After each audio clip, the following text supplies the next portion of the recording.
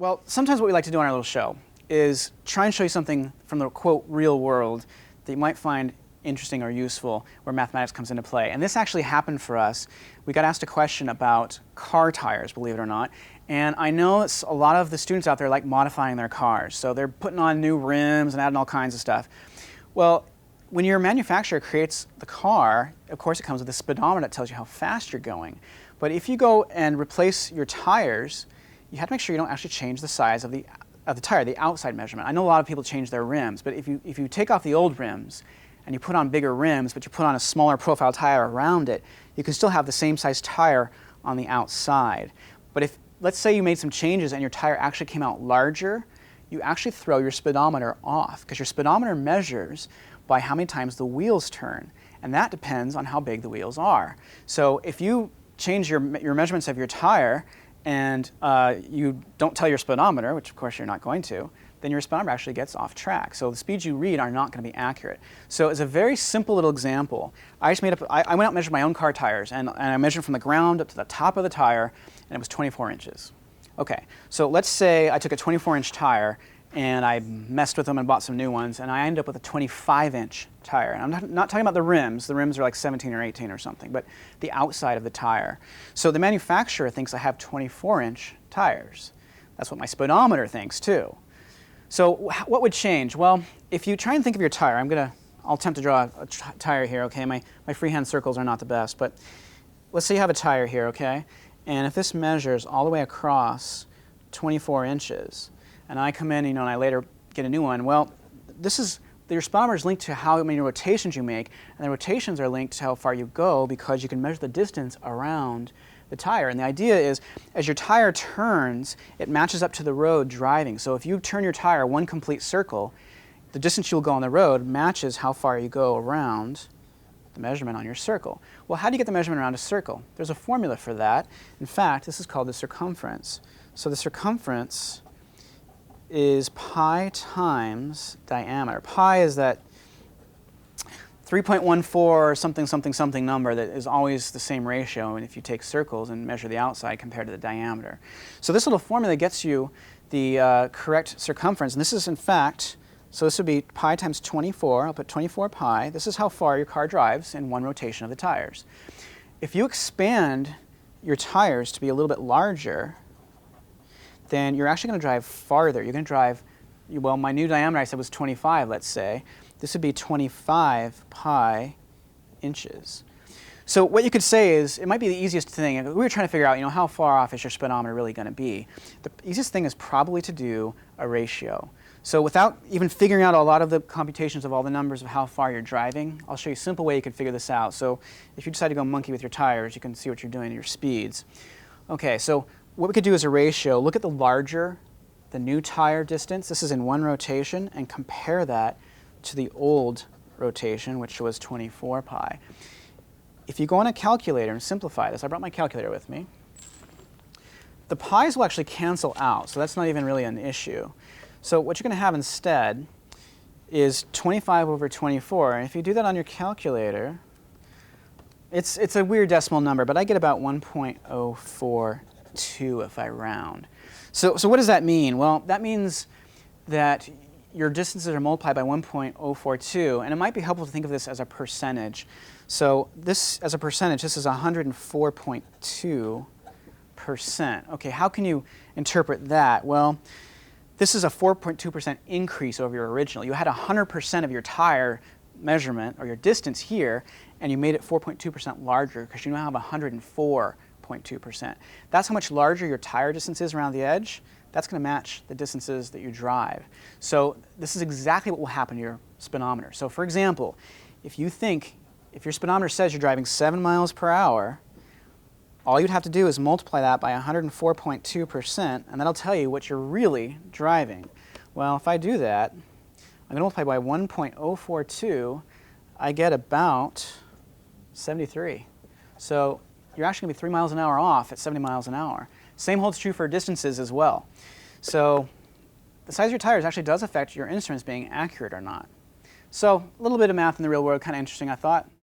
I was hungry for pizza the other day, and I found 2 coupons in my mail, and I was trying to figure out which of these was the better deal. And it turns out these coupons are for the exact same style of pizza. One of them said I could get a large one-topping pizza for $13.99, and I would get a second large for free. The other coupon said I could just get 3 medium one-topping pizzas for $15. So I was trying to figure out, which one of these is the better deal. And one thing I needed to know was, how big are these pizzas? So I actually called them up. And it turns out the large pizza is 14 inches across, and the medium is 12 inches across. So which one would I get more for my money? Well, I was thinking one way we could do it, since a lot of you are taking some algebra, is we could turn this into a rate. And a rate is something you're probably familiar with. For example, when you drive your car on the freeway, you talk about miles per hour. That's a rate. If you go to the gas pump, you might talk about the miles per gallon that your car gets. Well, what we can do is we can design a little rate about our pizzas and figure out which one is the better deal or the better rate. So step on over to my math chem here with me for a second, and we're going to have a look at these pizzas and see which one's actually the better deal. So one thing I should mention first, it's not so much the diameter that counts. I mean, obviously that affects the size of the pizza, but if you have a diameter, now remember what the large pizza was. They told me it was 14 inches. I don't want to measure how much in diameter my money buys me because it's not consistent. The larger pizza gets, actually adding an inch to your diameter adds quite a bit of area to your pizza. So what I really want to do is look at area. That's the key. You might remember a formula for area of a circle. Well, if you forgot, it's pi radius squared. So what I'd like to do is first I want to figure out the area of this pizza. And all I need to know is the radius. Now if the diameter is 14, that's not the number I want to use. That's all the way across the pizza. The radius is halfway. So I need half of that. So the area of this large pizza is actually 7 inches radius. If I put that in my formula, I get pi times 49. So I'm going to write that as 49 pi. Now that won't mean much to you if you said, I want 49 pi inches of pizza, because people aren't too comfortable with that. So I'm going to take a calculator and let's go ahead and figure out how much 49 pi is, approximately. We're going to have to round a little bit, but I'm going to grab my calculator and let's see, 49. If you have a decent calculator, I shouldn't say decent, like a scientific calculator, you'll have a button for pi. It's about 153.9. So we'll just make a note of that here. It's 153, I'll tell you what, I'll be even more accurate, 0.94. And what are the units on this? Well, I measured in inches, and this is area, so this would be square inches. So I'll just write it as inches squared. Now, I mentioned a rate. So what I'd like to do is create a rate that measures how much my pizza is costing me.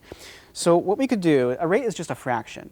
I mean, if you talk about, you're driving on the freeway, I'm going 80 miles an hour, it just means literally a fraction of 80 miles on top, 1 hour on the bottom. It just measures how far you'll go in a given period of time. So I'm going to do the same thing with my pizza. So let's talk about, let's say, how much area pizza I get if I spend $1. Okay, so I'm going to make a fraction, and we're going to put dollars on the bottom, and on the top, we'll put how much pizza we get. Remember, we're talking in terms of area. So make a fraction here. On the bottom, I want dollars, and on the top, I want area. Now, if you remember my coupon, it wasn't for just one large pizza, it was actually for 2. So I'll put 2 of these. So 2 times, this is how much area I get, and that's inches squared, and then I'll put the price that I pay, and that's $13.99. I'll get these 2 pizzas. So I'm going to go on my calculator. I'm going to get a number for this. And remember, this is actually a rate measuring per square inch, or per dollar rather, how much pizza I'm going to get. So, you might be thinking this isn't worth the effort, right? Just order the pizza and see what you get, but I was curious. So here we go. I'm going to multiply 153.94 times 2, and I'm dividing by the $13.99. I got 22, came out pretty close actually, 22.0, and remember the units, this is inches squared per dollar. Okay, what I want to do is the same thing for the other deal, which was with medium pizzas. So now that you know how it works, we can do this kind of quickly. I'm going to put another piece of paper in here. We'll come back and compare in just a second. Your medium pizza was 12 inches across. So if I want to know the area of one, remember I don't want the diameter, I want the radius. So it's pi radius squared. That's 36. So what I've got is 36 pi square inches. Again, I'd like to go in my calculator and get a number for that so I know, roughly how much pizza we're talking about. This is 113.10 if I round it off correctly. So 113.1. Now remember the deal? There's 3 of them I get. So I'm going to make a rate again, just like before. And I want to know how much per dollar I get. So on the top, I have 3 pizzas. They're 113.10 square inches each. And I want to put that over the price. And the price was exactly $15. So again, I'm going to go on my calculator and see what we get here. So 113 times 3 gives my total area. Divide by 15. I get about 22.62. What were the units on that? Well, just look at the fraction I formed. It was square inches on top and dollars on the bottom. So which one was the better deal?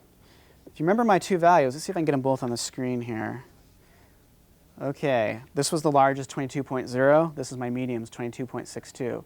Turns out, actually the 3 mediums are a better deal. I actually get more pizza for my money. It was kind of close, right? So, I don't know, was that worth the effort? It's kind of interesting anyway. So they weren't totally perfect in price. Actually, one was a little bit of a better deal. So when I got home, I'm ordering the mediums. Last week, I don't know if you watched last week, but we had a whole bunch of questions on logs, natural logs in particular. And it reminded me of something that got asked in an email question. It was an equation to solve. And it reminded me of somewhere this comes up naturally, and that is earthquakes. So I don't know if any of you might have talked about this in your class, but if you learn anything about logarithms, or even if you've not learned about them yet, you might think it's kind of a strange idea, but it actually comes up in some very natural ways. And one of the ways is if you look at earthquakes. The earthquake we just had that caused those terrible tsunamis in December was, I believe, a magnitude 9.0. So what does that number mean, 9.0? Well, this is measured from the Richter scale, and the Richter scale works a certain way.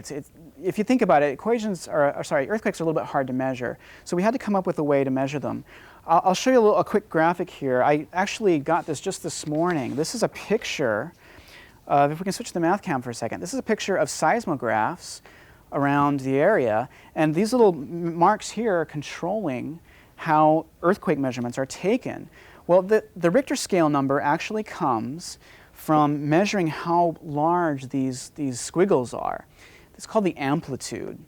So the amplitude comes up from measurements here, and then from that they determine the number. But the number that you see, like the 9 that we saw in that disaster a few months ago, was actually not a strict measurement of an earthquake. It's actually the log of an earthquake. And what that means to you, especially if you don't understand logarithms yet, it's really the exponent. So that means a 9 is almost like a number 10 with a 9th power on it. That's sort of a measurement of the strength of the quake.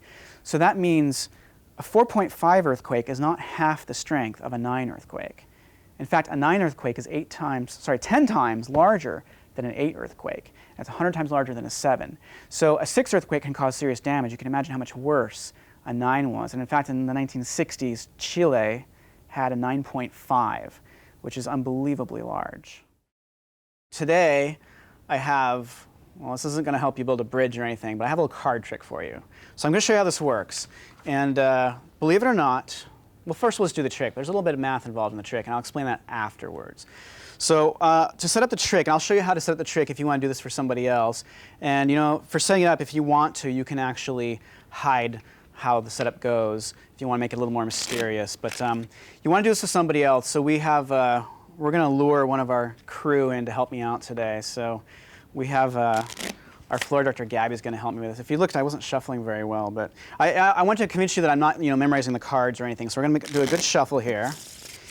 And then, Gabby, I'm going to have you cut the deck for us so everyone thinks this is legitimate. No, it is legitimate, I promise. Okay, so cut the deck for us.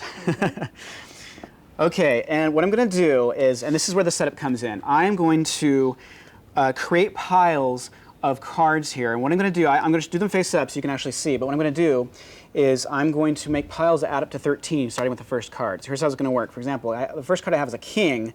And if you know how cards work, you have ace through 10, and then you have jack, queen, king. So this is going to count as a 13. So since that's a 13, I'm going to put that down, and that's the end of the pile because it's already 13. The next one is a queen, and that counts as a 12. So I'm going to put that down as a 12, and I'm going to add the next card to make 13.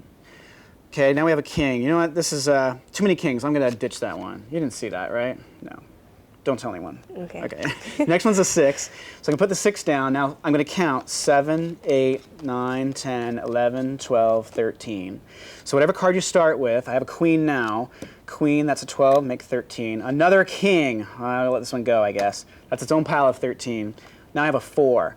Okay, so 4, 5, 6, 7, 8, 9, 10, 11, 12, 13. This is real exciting, huh? Okay, hold on. Next one's a 5. 5, 6, 7, 8, 9, 10, 11, 12, 13. 10, next one. 10, 11, 12, 13. Jack, that counts as 11. 11, 12, 13. Now I have a 2. All right, so a 2. 2, 3, 4, 5, 6, 7, 8, 9, 10, 11, 12, 13. I finished off by luck just perfectly. If I didn't, that's okay. You had some extras. Just take them as discards and put them aside for a minute. And then I'm going to turn all these piles over. Maybe you can help me out here. Okay. We're just going to turn all these over, make some nice piles out of them. And I don't want you guys to think that I'm memorizing any of the cards I'm turning over. That's not the trick. It's better than that, I promise. So we're turning all these cards over, and if you were doing this trick for someone, if you wanted to, you could rearrange these all you want, because that's not really the idea. I'll help.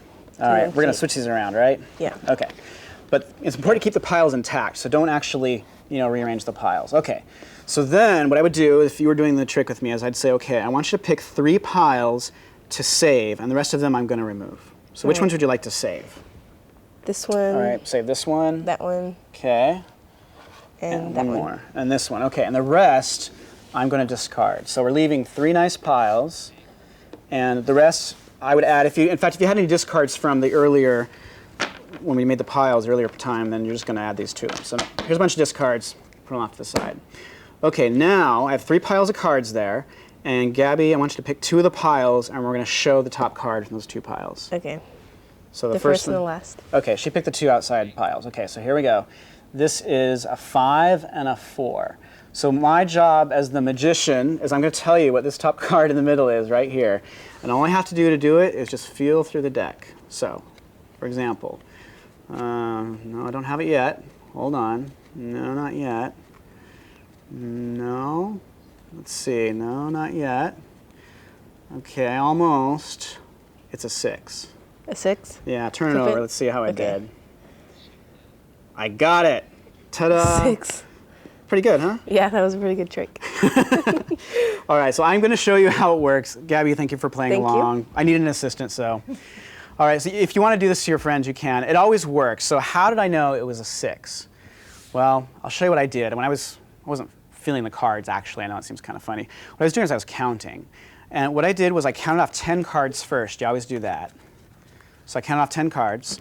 Now I looked at what we turned over down here, and it was a 5 and a 4. So I counted off 5 cards to match the 5. I counted off 4 cards to match the 4, and I just counted how many I had left, and I had 6 cards left, and lo and behold, that card was a 6. So this will always work if you set the piles up the way I did. So you count off 10 cards first, you count off the amount of cards you saw in those 2 that I turned over, and the number of cards left will always be the missing card, and you can amaze and impress your friends. So why does this work? Well, believe it or not, there is some math behind it, and it has to do with how I set up those piles.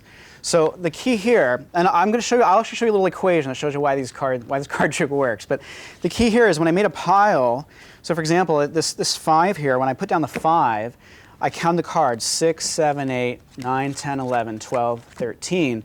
So that means the top card, in a sense, was telling me how many cards were in this pile. And if you count the cards I've got, I put down a 5. There's actually 1, 2, 3, 4, 5, 6, 7, 8, 9 cards in the pile. Why are there 9 cards in the pile? Well, I started with 5. I counted up to 13. 5 to 13 is 8, and then there's 1 extra one because I counted the 5 as actually itself. So the 5 counted as 1, and then when I counted up the rest, I added cards up to 13. So really what it boils down to is if you take the 5 off of 14, that's how many cards you have in the pile, 9. And it will work for any of them. So for example, this pile, the second pile we had that we turned over was a 4. If you take 4 away from 14, there are 10 cards in this pile. Okay, now I'm going to show you a little equation that will explain why this math actually works. And it's pretty simple if you think about it. All you have to know is how many cards are in a deck. And there are 52 standard playing cards in a deck. So think about it this way. I made 3 piles, right? 3 piles. And what I could do is say, okay, what's the top card on each one? And then how many cards are in the pile? And since I don't know any of these cards yet, I'm just going to give them a generic name, a variable. This is what you do in an algebra class, right? So we'll say the top card on pile 1 is an x, on pile 2 it's a y, and on pile 3 it's a z. How many cards are in each pile? Well, if you agreed with my logic a second ago, all you would have to do is take that top card away from 14, and you would have how many cards are in the pile. So there are 14 minus x cards in that first pile, whatever it was, 14 minus y, and 14 minus z. We had another pile in a sense. We had all the cards that we discarded, all the ones we collected that we did not keep. And so we'll just say those are the discards, and I'll just say that there are d discards available. Now, what do you know about all these different numbers? Well, you know how many cards are in the deck. There are 52. So 52 cards in the deck. That means all these amounts have to add up to 52. So I'm going to write myself a little equation, and I'll show you why my little trick actually worked. So I take 14 minus x, that's the amount in the first pile. Add 14 minus y, that's the amount in the second pile. Add 14 minus z, the amount in the third pile, and add the discards, and you have to get 52. Okay, what I want you to do, pretend you're an algebra class for a moment. Simplify this. So make things as simple as you can. So for example, I have 14 showing up 3 times. Well, 14 3 times is, drum roll please, 42. Okay, so I got 42. I have minus x, minus y, minus z, plus d equal 52. What I want you to do now is a little more algebra. I want you to get d alone. So I'm going to take off, let's see, I'm going to take off 42 from both sides, for example. And I'm going to put x, y, and z, actually, all on the other side. Okay, ready? So let me get another piece of paper here.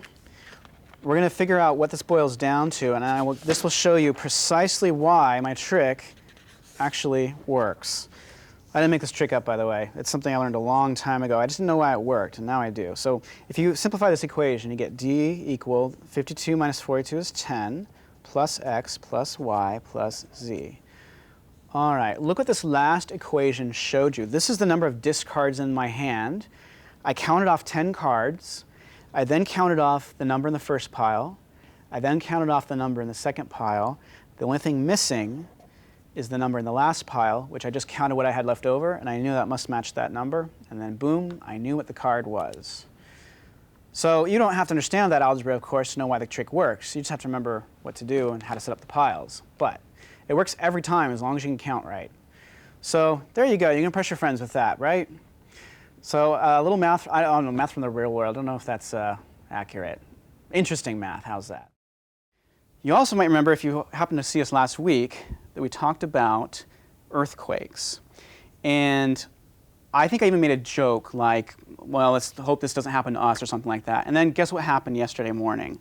I got woken up at 4 a.m. with a little earthquake of our own, and I'm betting you probably felt it too. I don't remember, feeling a lot of earthquakes in San Diego County, but this one was actually centered near Jamul in El Cajon, and it actually measured, I heard first a 4.0 on the news, and then they actually said it was a 3.9.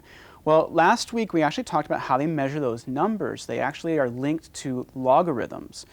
And I went to the internet this morning and I got a printout of the actual quake as measured on the seismographs. And you can see here, see these little lines, there's all where the quake started. And this is happening at 4:06 a.m. You'll see a whole string of them running down this list. And you'll notice that they start at slightly different places. That's because these seismographs are actually in different locations. And the farther you are from the center, it took a little longer for the wave to actually hit on this particular instrument. So last week we talked about how they actually measure these numbers. And the idea was they take these squiggles here, these wave measurements, these are actual measurements of the ground's movement. And they measure the amplitude. That's the actual height you would see on this little graph. And from there, they determine the Richter scale number. So this one at 3.9, not a very large quake.